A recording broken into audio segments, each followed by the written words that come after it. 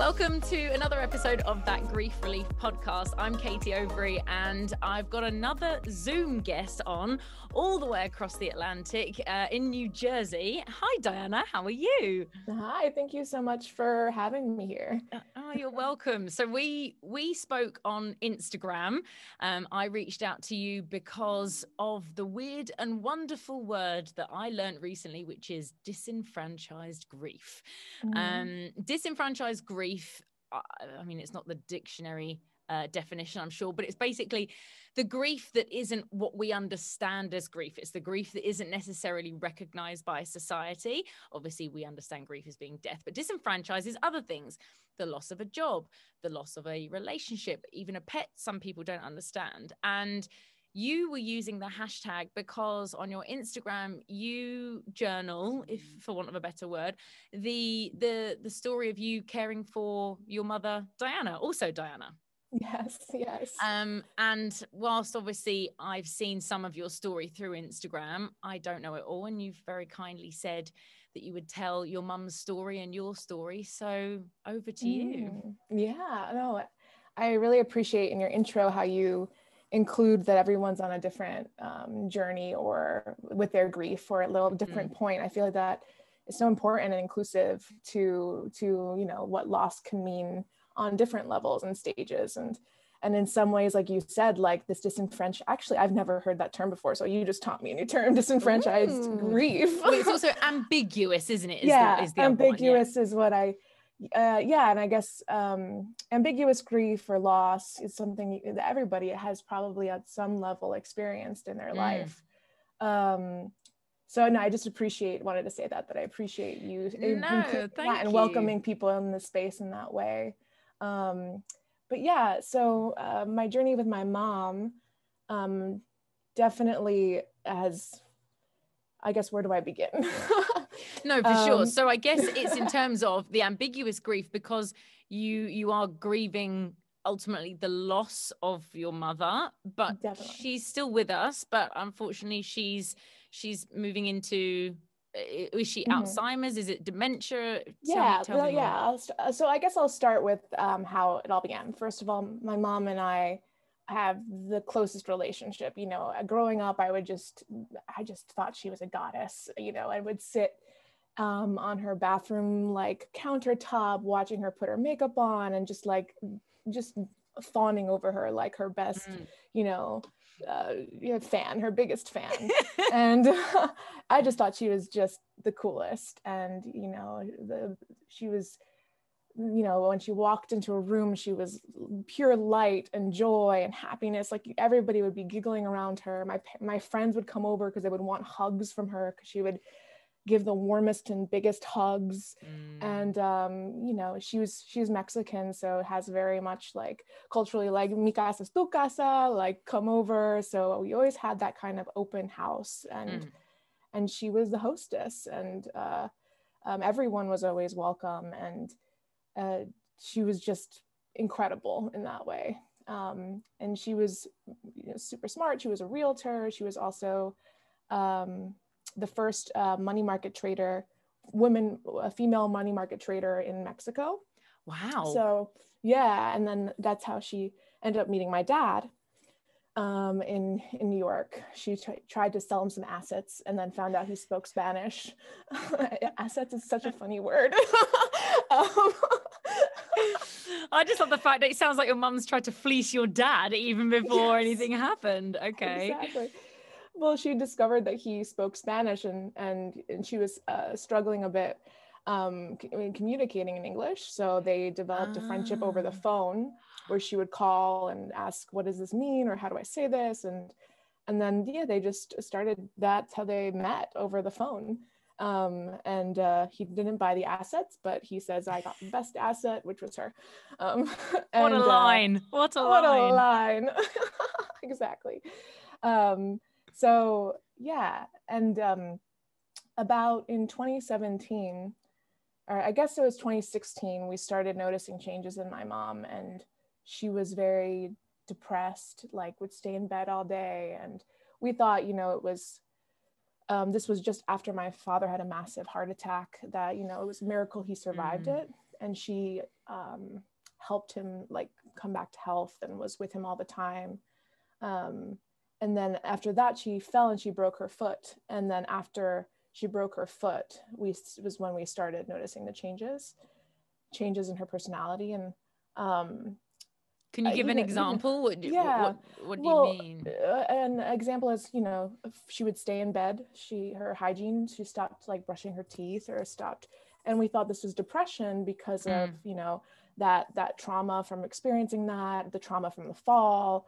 And we just noticed it. And I, at the time, was living in California, in San Francisco, and I was in my graduate school program for acting, which I'm not sure if you're familiar with the graduate acting programs, but they are incredibly intense. You're like in class in the morning till evening rehearsals. So you have like no time, you're dedicated.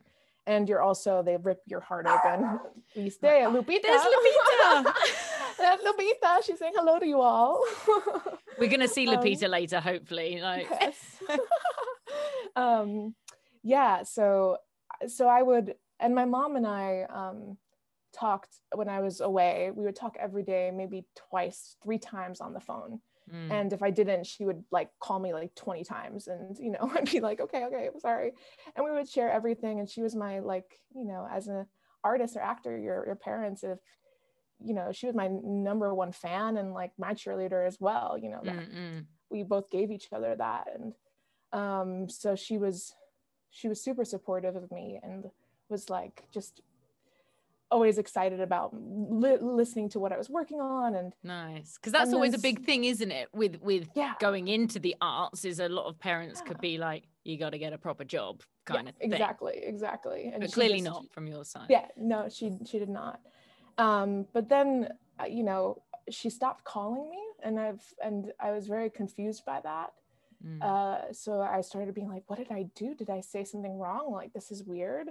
And then I would call her and she would hang up on me in the middle of our conversation. And I was just so confused and shocked, and, not being home at the time, like you don't really know the whole picture. My sister would tell me some stories. And then when I'd go back home to visit is when I really was like shocked by what was happening. And she would start saying things like, there are snakes in the boxes, like, please take the snakes out. And, from going from my mom being completely, she was like mom. And then now saying those things, or the deer are attacking the house, and just very confusing stuff. And the doctors at the time, not many people knew what was going on, but her doctor at the time just said she's depressed, and that's what it is. So, and then at one point, my sister, who was a huge advocate for her in the beginning, was like, no, this is something different. Like, can you please check on it? And she's like, no. And the doctors literally said to her, you need to accept that your mom has given up on life, which was horribly traumatizing for my sister to hear, and for me to hear afterwards. I'm shocked because this is only 2016, you said. And that sounds like something super archaic, like back in the day. Yeah Wow, that must have been really tough to hear. And so my sisters kept pushing and advocating for my mom. She's like, can we please just get an MRI or something, or a CAT scan? Is that, I always get them confused. I think it is anyway. Yeah, the scan. And so the doctor finally agreed to it, and that's when we found out that she had dementia, is what they called it at first. And the first they called it Pick's disease. And we understood that it was a dementia that affects the frontal lobe of the brain, so affects personality, and motivation, your apathy, you're like apathetic to everything. But basically it changes your personality first, whereas Alzheimer's is kind of like the reversal of that. Your memory goes first. Okay. So my mom's memory is completely fine up until now. And then the more we met with so many different neurologists, and like, people kept recommending other folks, and we ended up at UPenn, University of Pennsylvania here in the States. And they told us about frontal temporal dementia, or degeneration. And so dementia is like the umbrella term. Mm-mm. And at that time I was in my final year. This was about maybe a year after the symptoms had been strongly showing. I was in my graduate program again. Actually, I'll go back a little bit to a moment that I think is like important about the loss. They call this the long goodbye. I don't know why I find that term. Yeah, I don't like that. I don't like that term, but yeah. But I was playing the lead of a Shakespeare play, the first Shakespeare play I'd ever been a lead in. And this was a big deal for me because when I was an undergrad, I was told I was too curvy, too thick to ever play a leading lady. And my mom always was like, that's bullshit. Like, oh, I'm sorry, I didn't mean to. No, you can swear. Okay. You can swear. Don't worry. I will bleep you out accordingly. Oh, how fun. Bleeping I've never been bleeped before. As you just like, go fuck yourself. I know, right? Okay. Okay, so you're this curvy Latina in the beginning in the Shakespeare play. Yeah, and my mom always from that was like, don't listen to people, and was always super supportive. So this was a big deal for me. And my mom wouldn't call me, and I was like, just overwhelmed with what did I do? Like, what did I do to my mom? And she came to see the play, and she was just stone-faced the whole time. And then I was like, and friends would be like, that are excited to meet your parents. They were like, you're nothing like your parents at all. And I was like, I don't know who that's not my mom. Like, it, and that's like where the horror film felt like it started. Like, well, it started with the snakes and with the deer, but really the horror film was, I don't recognize this woman. I don't know who she is. And that was the first loss. But the first biggest loss was like after the performance, you come out and she didn't smile. She didn't say good job. I went for a hug and she turned and walked away. And that was like the first time that I realized that was like the first time the hug kind of hit me. Like, I don't think my mom is going to hug me anymore. And that was really difficult. And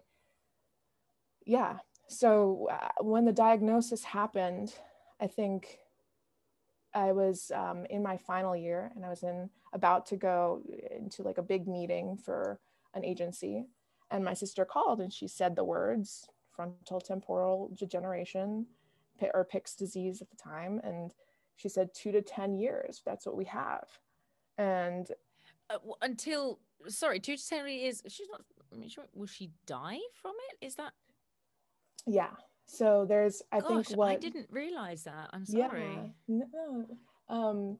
So I think that's where it's ambiguous grief, because it's, losing parts of them like every day, or so it feels like little tiny paper cuts, like constantly.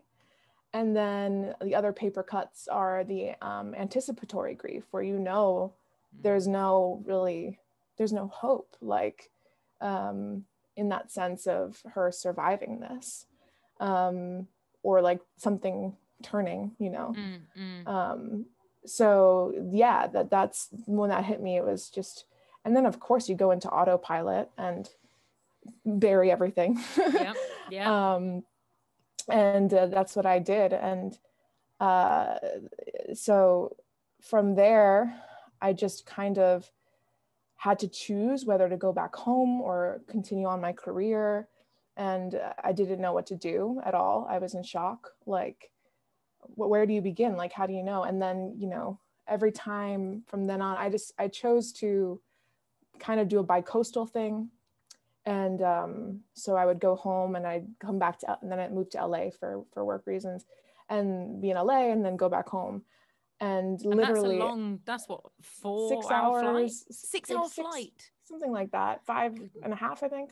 It's different, right. Like because of the winds or something. I'm not great with sure. No, that's fine, but it's a long old way to one be long way. Yeah, and like the first, maybe for like the first 2-3 years, every time I went on that flight, I would just be crying from takeoff to landing the whole time. And I guess that's something that happens often because that no one ever said it, like no one ever checked on me, or like, you know, I would make Oh, eye contact really? with the flight attendants.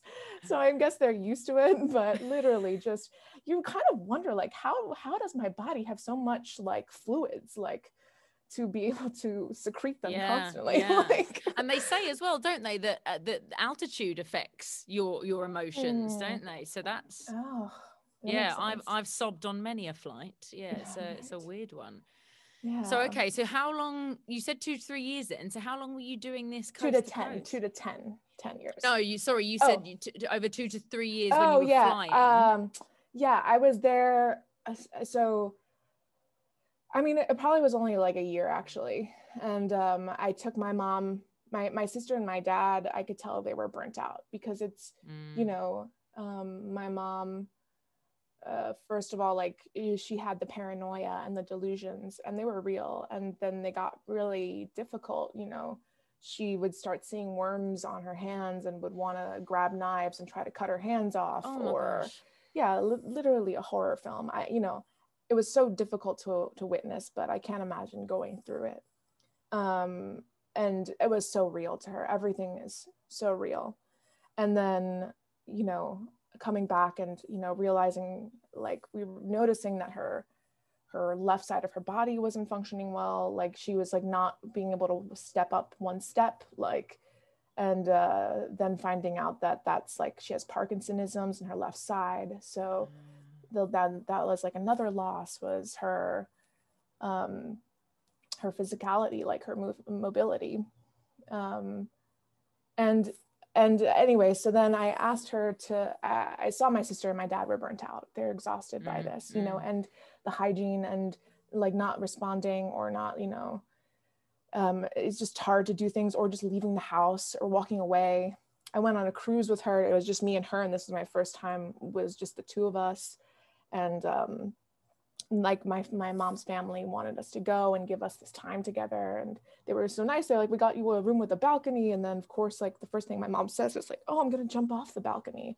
So I get there, I have to move like the couch to make sure that like the door is blocked, and I, you know, you can't sleep, you're like, oh gosh, what's gonna happen? Or, you know, just going to take a shower and hearing the door open and having to like throw clothes on and chase her. And like, I lost her on the boat one day, and I was, you know, freaked out. And, you know, I think the one thing I do want to speak about is, you know, I was only 27 at the time, and when that was happening, 27, 28.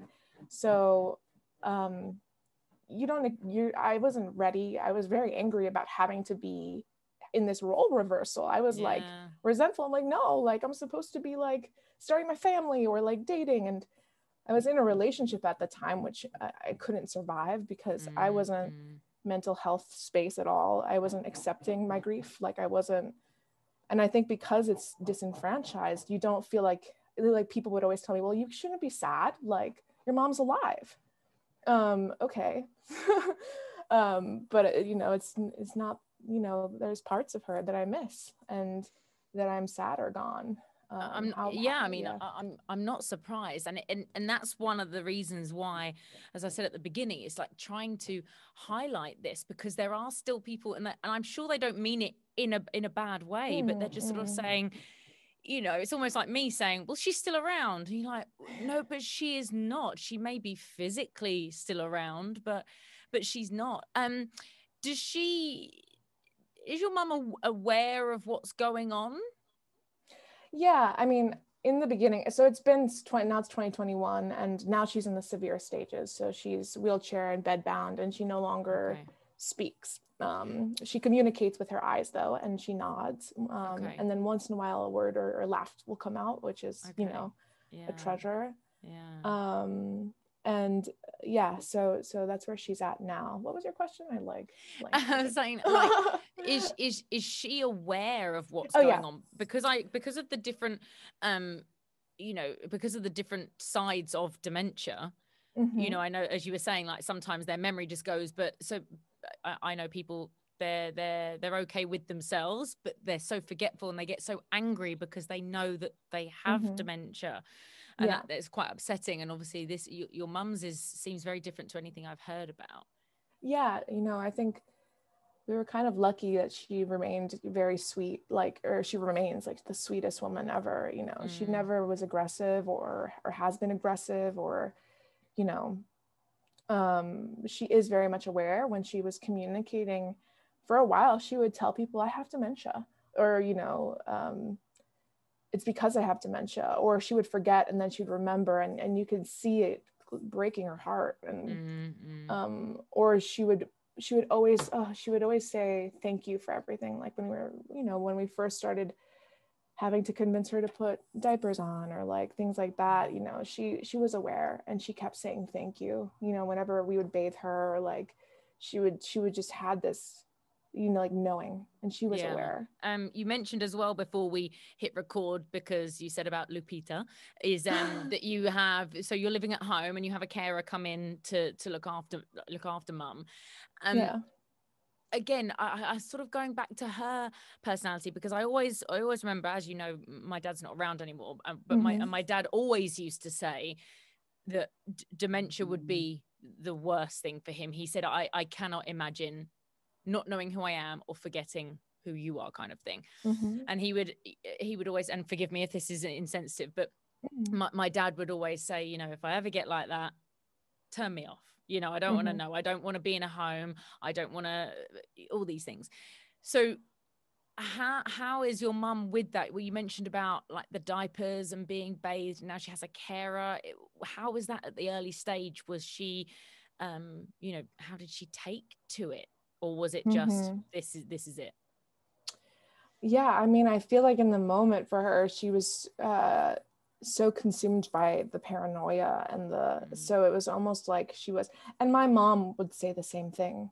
My father's great aunt.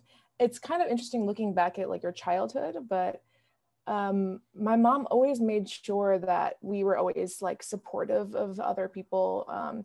Or, you know, so as kids, like we would watch her best friend's mom who had Alzheimer's, and we would like help care for her. And my great aunt had Alzheimer's as well, and we would watch that. And as she witnessed it, she said that would be the most like what your dad said. She said that, and she was like, please, I'd hope I never go that way. And it was like her worst fear, and it became a reality. And then when my grandmother would visit, we witnessed that. So yeah, she kind of surrendered, I think, to it all. Definitely it took a lot of convincing. I mean, it's exhausting to have to convince, or just going to, you know, the doctor's office, or going places, or go, you know, it was just became you have to learn quickly, and at the same time you're like having to figure out how to care for her, and also having this sadness and this deep pain at the same time. So she's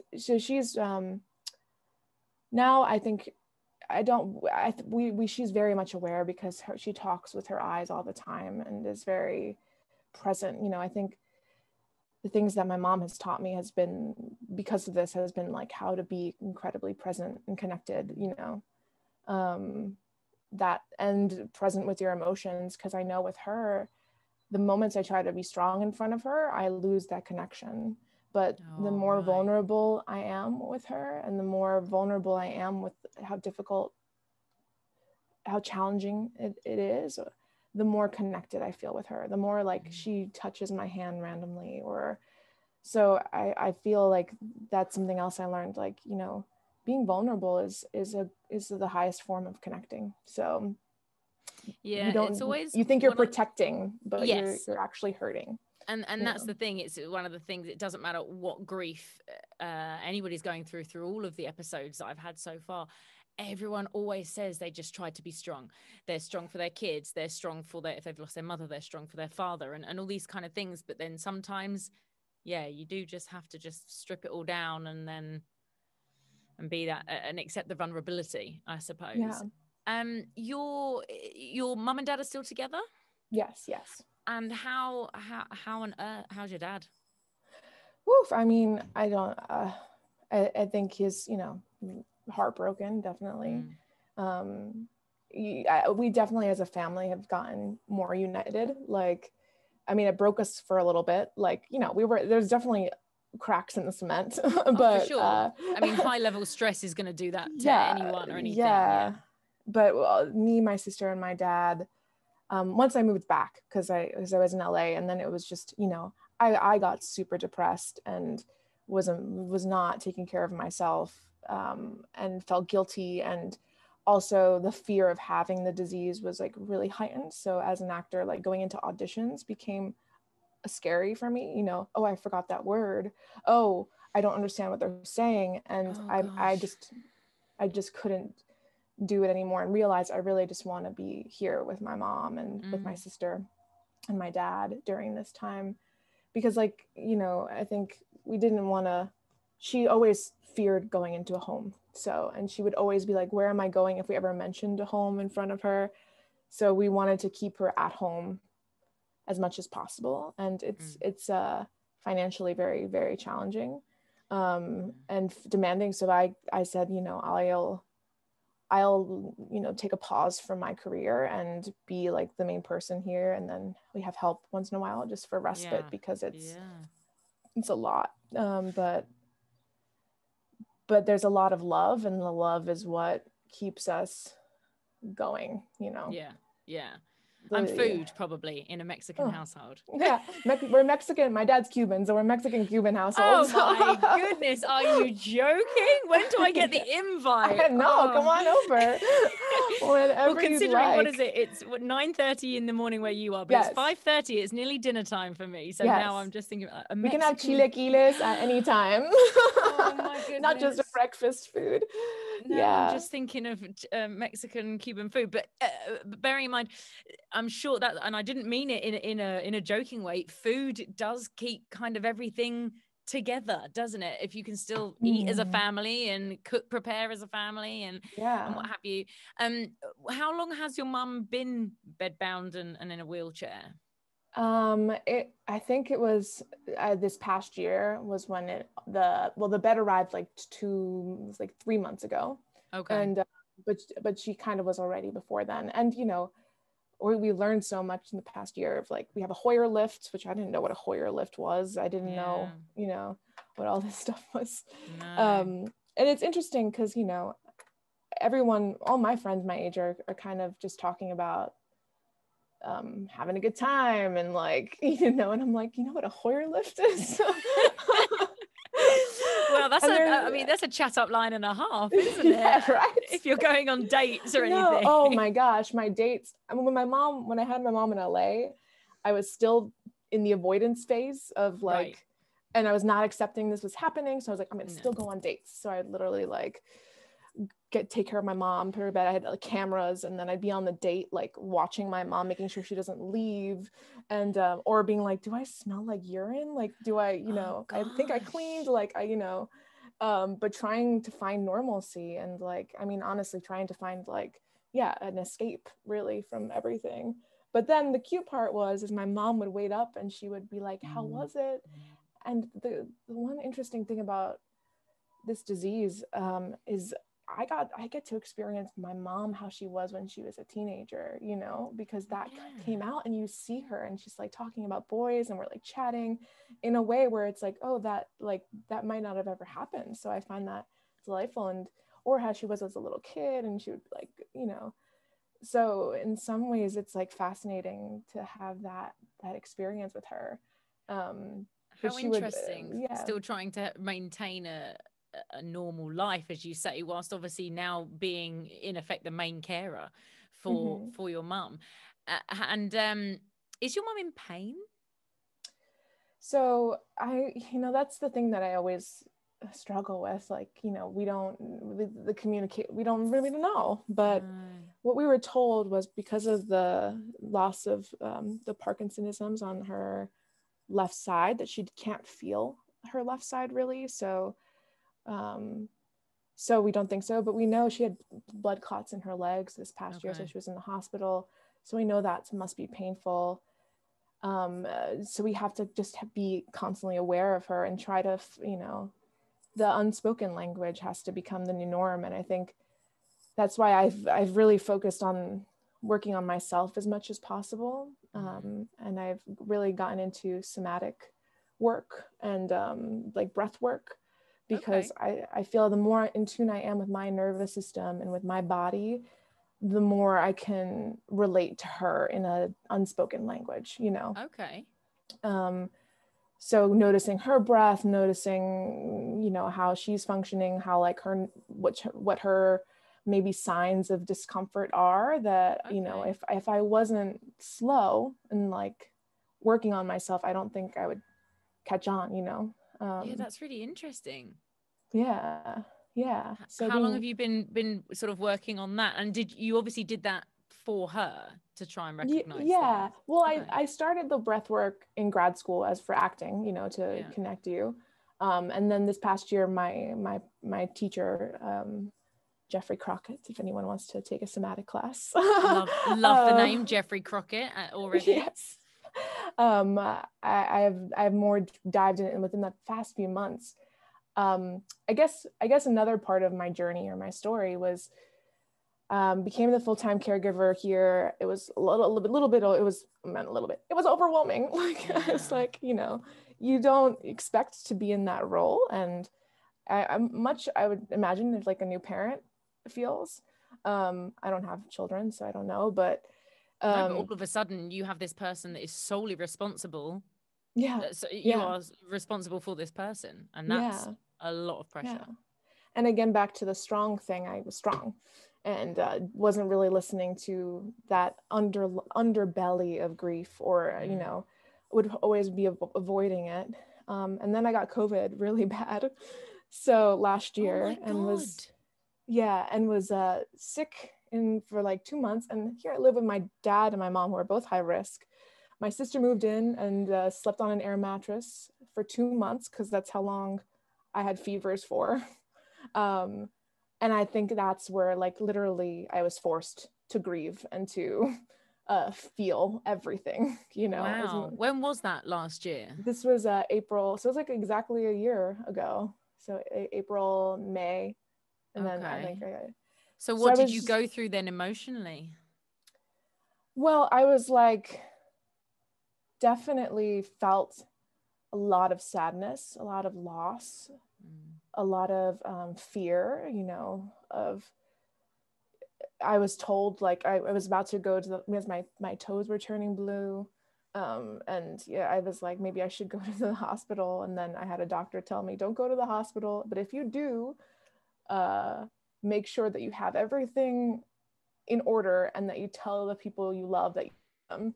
So of course I grinned my teeth and I was like, okay, I'm gonna keep going through this. And then I was put on like a very whole, like, natural regimen that I think really helped me turn a corner, which was good. But yeah, I mean, and my room, and then there's the bathroom across the hallway, so every walk felt like you're walking in a minefield, because I didn't want to hurt my parents. So, you know, walking with a Lysol, but then not being able to really walk because I couldn't breathe. So it was challenging, but I guess I bring it up not to talk about COVID, because, man, do we want to really talk about COVID? Pretty bored of that, actually, Diana. Yes, I know. But I bring it up because it's, you know, I was forced to have to look at things and forced to have to really be real with myself of that I need to slow down, because I was going at a fast pace in a manner of not taking care of my mental health, not taking care of myself. And I was not being present enough with my family in this circumstance, which I forgive myself for, because it's natural. Like, this is a very hard situation, and it's I mean, they call this disease the cruelest disease you've never heard of, because it affects everyone around. And I think not just people who are in the home, you know, even if someone's in a nursing home, it has a huge impact, that loss. And you know, my mom's warmth, that like love is something I tragically miss and want. And you know, holidays are hard because, you know, she's here, but she made them so joyous. And so wonderful. So, yeah. And I don't know why this is coming up, but one thing I guess I want to mention too is I heard on one of your previous podcasts about, when people are trying to relate to you about your loss. The biggest thing that I get is, when I share about my mom, it's like, oh, I understand that my grandma has Alzheimer's, and just being like, no, I mean, I appreciate that, but this is my mom, and it's weird when people do it. It's because, as I said in the previous podcast, people aren't saying that out of any maliciousness or anything. I think people want to do it because so that they can connect with you, so that then you feel almost safe and at ease, not realizing that in your mind you're literally like, I couldn't give a shit. I love you dearly, but I couldn't give a shit because this is sort of my issue. Yeah. Gosh, and they're just so different experiences. They're like, yeah. And especially under dementia, as you said, like I'd never heard of the specific condition that your mum has had, and it's all so different, even under those different silos, if you like, under dementia. But yet, even person to person, it's gonna when it's your brain at play, for want of a better word, it has to affect everyone totally differently.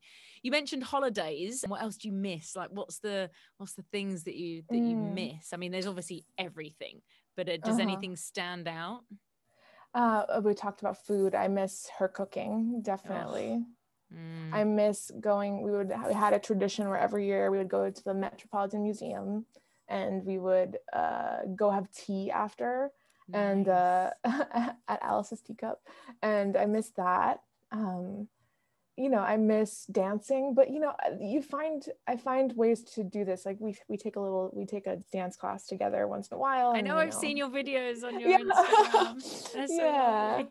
Yeah, no. So we try our best to make sure she feels included, and and part of the family, and is still making choices, and is still select. Every morning it's like we play the mariachi music. That for a long time was beautiful. Like when she wasn't speaking, but if you would put on mariachi music and she knew a song, she would start singing along, and you'd just be like, oh my gosh, like, isn't that incredible? Yeah, it is incredible. And so we have the mariachi music. She chooses what clothes she wants to wear. We try to give her two options, so she has a choice. And and then make sure she still puts on her lipstick. Lately she's been eating it, but we're working on that. We're working on that. But yeah, so I miss her hugs the most. That's as I mentioned, she's a hugger. Like that was her thing. You still hug her, but I guess it's the hug back, isn't it? And certainly the hug from your mum is always the tough one. Being the name of the podcast, when you said about the tough time that you went through last year, when you were forced to stop, you were forced to stop and think and grieve. What did you do? What was your grief relief? Sometimes I hate saying that because it seems really cheesy, but what got you through?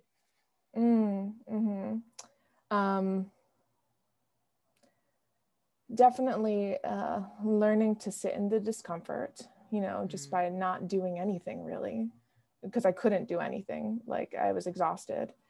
I think that's number one. Therapy, 1000%. Like I love therapy. I have like my Post-its here that I have kept, like regulate nervous system, feel your feels, eat for nutrition, sweat, connect to people in nature. Like just working on trying to find out what those tools are.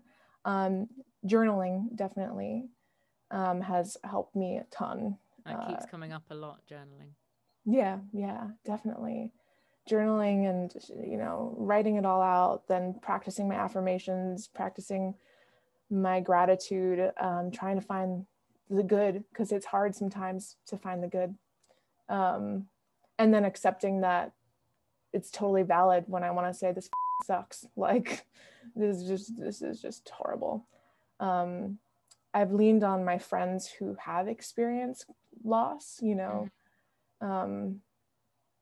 it's just kind of like a badge, like they know, like, I don't know, I have really close friends who both lost their parents at a young age, and yeah, they've just been wonderful rocks. Because I think you've mentioned it too. Sometimes people feel, it feels weird, like people can't handle the conversation of, people don't like to go there. People are like, oh, let's, good feelings, good vibes. It's like, this is still a good vibe, but this is the real vibe. Like, yeah, exactly. And as I said to you when we started talking, one of the main reasons I did the podcast is because, and especially in situations like yours, if I was to have met you in a cafe, we're strangers, we met 50 minutes ago, but if I was to meet you in a cafe, I would want to ask these questions. It's just obviously you've given me permission because we've spoken and we're in this space, but people want to know, but they're scared to. But 9 times out of 10, as we've said, we want to talk to people sometimes just to get it off of our chest. But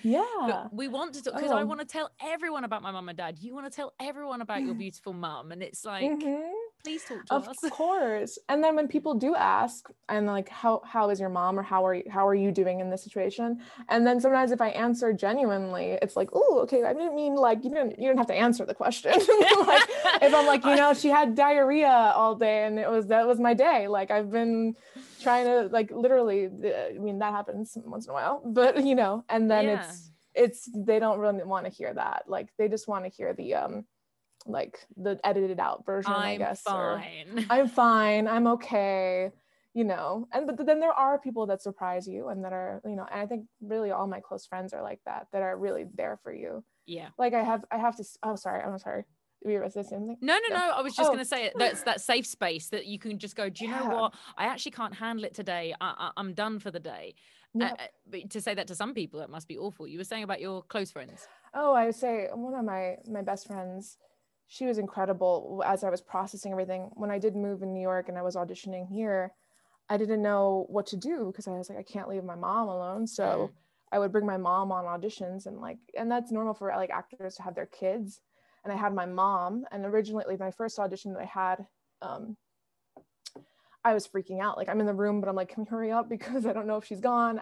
I was like, I didn't know what to say. God. Like, can you watch my mom? Because, so it's this awkward thing. So then my friend, she started coming with us to auditions and like would stay with my mom. It makes me tear up because it's like that, that's what you need in those situations, is someone to be like, hey, I will do that for you. Let me help carry your load. And it's not so much like, and that gesture was just incredible.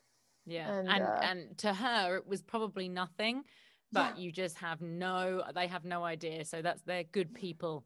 We keep good people like that around. Good people. and that friend, talking about how to get through it, like she would talk to me every day, like, and call me every single day, no matter what. And like, no matter how ugly I was, or like, not physically, but girl, you're thick.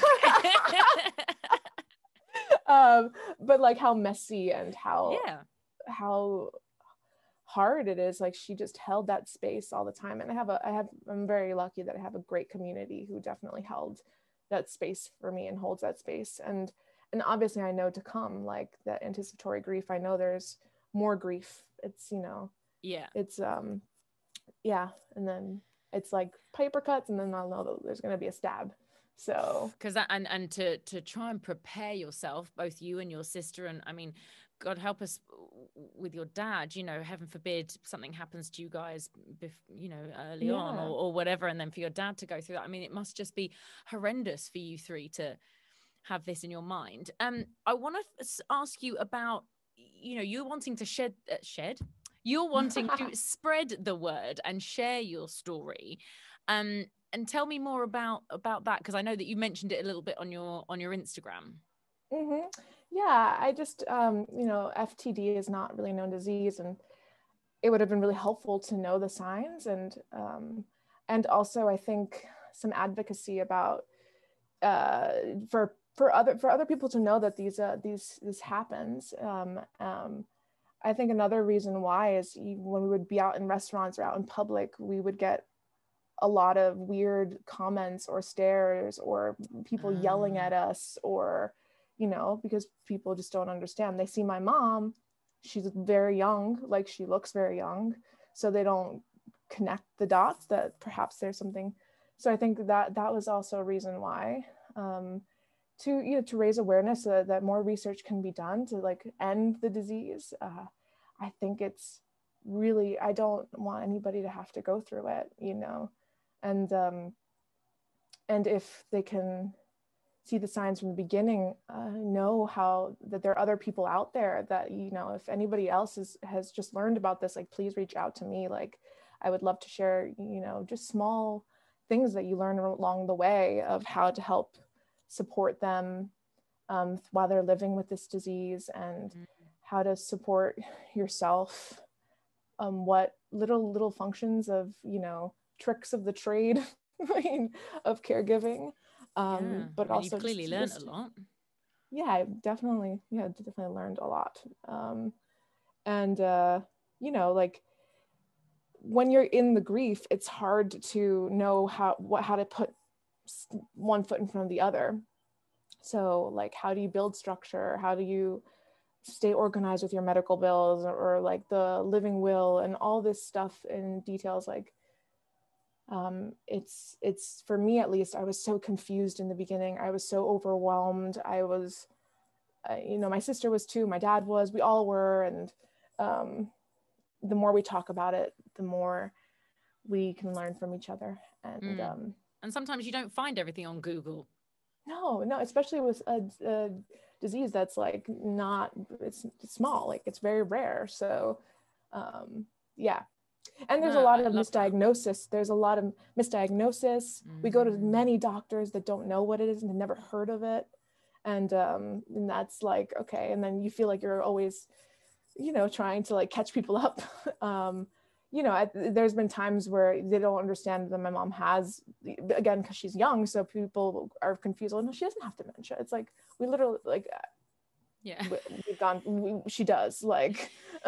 Is it a new form that she has? Do you think that's why some of the doctors aren't aware of it? It's been misdiagnosed a long time, like, you know, as depression, as like bipolar, or other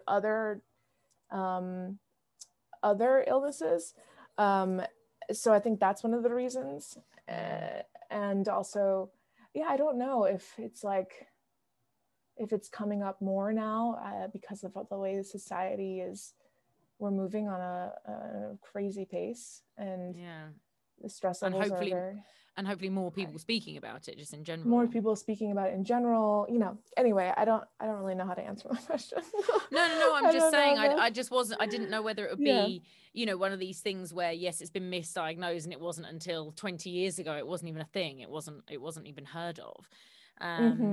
Because it's, especially if medical professionals aren't understanding it, like, that's worrying, isn't it? Yeah, it is worrying. Yeah, it is worrying. One thing I just came to my mind too is the anger towards the disease, but also, you know, my mom's friends, a lot of them stayed and like would watch, but not many people want to go through this ugliness, like, or the tough times. So that was really sad to see, you know.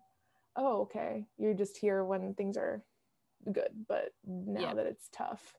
So, but she has like her close knits who still come, and I mean, during COVID it was hard, but would come and visit and stay with her and support. And I think that's the same with anything in life, isn't it? Like, you know where your good friends are, and you know where you can get that support and lean on, be it your friends, your sister's friends, your dad's friends, and of course ultimately your mum's friends, because you're like, do you know what, when it gets tough and you're nowhere to be seen, well then see ya. You can't invest your energy in those people, let alone have them, you know, with your mum. This is a weird story, a cool story, but, you know, so I had just moved to LA and I felt very guilty, and I still feel guilty about it now, looking back on times I could have been spending with her. But anyway, I was guilty, and oh man, I had this dream, and where my mom came to me, and we were having tea. She was like in the clouds, and we were having tea time, and she's like, hey, and she was looking amazing and cheerful and exacto eso. If you don't see us, Katie just did like a nice little snap. Like, oh yeah, sorry, I was pretending I was part of the crew. And so I was just, you know, she looked amazing, and she was the mom that I remembered, you know, the mom who from before. And still, you know, my mom is still here, but anyway, so, and God, I'm like having trouble remembering the dream. I wrote about it, so it's written somewhere. You know, she just said like, hey, I believe in you. You got this, and like, keep doing your thing kind of situation. And just gave me the warmest hug. And I literally woke myself up in tears. Like I never experienced that, but like to wake up in tears and like to be crying in your dream. And then I called my sister, because at that point my mom wasn't answering her phones. And I was like, can I talk to mom? And I was like, Mom, you came into my dream last night. And she goes, I know. And I was like, okay, you know, thinking it's the dementia. And then she's like, we had tea. And my mind was just blown. I was in complete shock. And she was like, I told you I believe in you and you should do your thing. Like, oh, it made me tear up about it now. It's just that connection, you know. I don't know if you believe in that stuff, but I believe in, you know, this, like, there's something else happening in the world. Yeah. Like, and connections. Yeah, that's really interesting. And just very quickly, because I don't want to make anything about me. I lost a very good friend of mine, September 2019. She sadly took her own life, and it's the first person that I've ever experienced that with. And I had a really tough time dealing with it. I was really angry with her, and I used to talk to her in the shower a lot and just be like, why didn't you tell me? And she was due to stay at my house. She was moving apartments. She was due to stay at my house, and I'd be in the shower going, I washed all the bedding. I had everything ready for you. Like and I was angry at her. And I had a dream that we were in this nightclub called Stereo Arcade. It was in Dubai, and we were dancing, and she I'm a lot taller than her, and she had her arms around my neck, and she's like looking at me, and she grabs my hand, my head right in between her hands, and she says, I'm okay where I am, and I know you're worried about me, and I'm sorry for doing what I did, but I'm okay. So please don't worry. Right. And same thing as you. I remember I woke up and I was like, oh my God, like, she's safe. She's okay. Like, and I've never had that was her. She came to me, and I've never really had anything like that, but I felt relieved after she came and and it was just the way that she really forced me to say, I'm okay. I'm sorry, but I'm okay where I am. So that's so interesting with your mum. But Lucy's not around anymore. Your mum is still around. So I would be a bit like, what the mum? Yeah. No, it was trippy. It was very trippy, and it was incredible. But it shows about, you know, the connection that you have with your friend, and I have with my mom. It's like they're very strong bonds, and you know, Has she come to you since? Wild. No, but then ever since then, she kept being like, I'm gonna come tonight. You know, like that's what she would tell me, and then we would try, and I was like, were we there? She's like, no. So I was like, wait, it was like a one-time thing. But it's still, it's still like, I think really, it was really empowering and impactful. And I creatively, I've written a lot of stuff, and like, I know that I'll use this at some point, but it's, you know, as an actor, an artist, or like a creator, people always say, just put it in the work. But when sometimes it's not ready, you're not ready for it. Like, I need to continue, you know, feeling and grieving for myself. I think art can help, and sometimes art can't help. You know. Yeah, and there's no, we said at the beginning, there's no right or wrong, and everyone will be different. Sorry, you were gonna say. Yeah. No, you mentioned the shower. That has been why showers are the best place ever. That's my crying pad. Like, that's where I go to, you know. It's also been a really, you know, helpful place, you know, when I'm feeling overwhelmed by anything that's happening. Just jump in the shower, I guess the shock of the water, and like and it's almost really a cleansing experience as well, isn't it? Yeah. Oh man. I mean, obviously, it literally is a cleansing experience. Yeah, sorry, but what I meant as in like metaphorically, a cleansing experience. We're like, yeah, it's so deep. It's like, oh my God, it's so cleansing. Yeah, it's a fucking shower. Oh right on. That was great. Oh my God. Wow. Okay. Guys, that really moved me. I don't know if it moved you, but it moved me. That was really deep. Diana, before I let you go, as you know, I always ask all of my guests for a podcast or an Instagram account that they love. Now, it doesn't have to be related to anything we've spoken about. It's just one of those ones where you scroll through and you go, oh, kittens, or whatever. So what do you have for me? Okay. My first one is because it's the one that I reshare the most on my stories and has really helped me through everything is Young Pueblo. Say it again. Young Pueblo. So it's YUNG PUEBLO. Pueblo, E-S-E. Eso. And he's a writer and writes about life and has all these beautiful, it's just incredible. I'm not even going to say anything, just go and experience it. And you'll be inspired and addicted like I am. And he has a new book coming out. So amazing. Well, I always share all of the links anyway, and I usually post I post on my Instagram account as well. So you got another one.